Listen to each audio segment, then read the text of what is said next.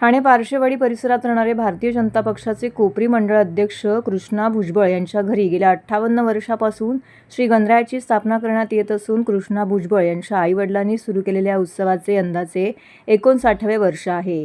दरवर्षी वैविध्यपूर्ण असे देखावे भुजबळ परिवाराच्या वतीने साकारण्यात येत असतात।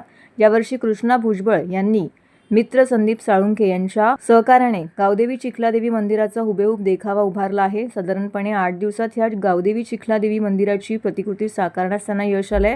10 दिवस गणेश उत्सवादरम्यान आनंदाचे उत्साहाचं वातावरण असतं। तसेच विविध क्षेत्रातील मान्यवर नातेवाईक मित्रपरिवार हे श्रींच्या दर्शनाला येत असतात। या उत्सवाविषयी कृष्णा भुजबळ यांनी माध्यमांशी बोलताना अधिक माहिती दिली आहे।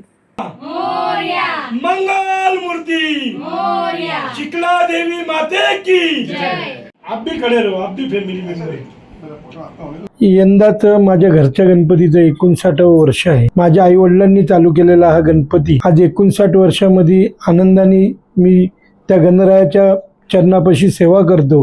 याचा मला खूप मोठा मानसिक आनंद आहे आणि तो येण्यासाठी वर्षभर आनंदाने आपण त्या दिवसाची त्या क्षणाची वाट बघत असतो।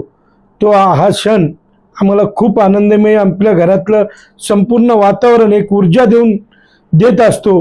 हा गणराया त्याची सेवा करण्याची 59 वर्ष अखंड मला संधी भेटलेली। यंदाच घरच्या गणपतीसाठी इथली ग्रामदैवत आहे, जिथं माझा जन्म झाला ठाण्यामध्ये, त्या ग्रामदैवतेचं नाव आहे चिखलाई देवी गावदेवीचं मंदिर। ते मला बरेच वर्षापासून माझ्या इच्छा होती का ते मंदिर आपण घरामध्ये गणपतीसाठी आरास करावी।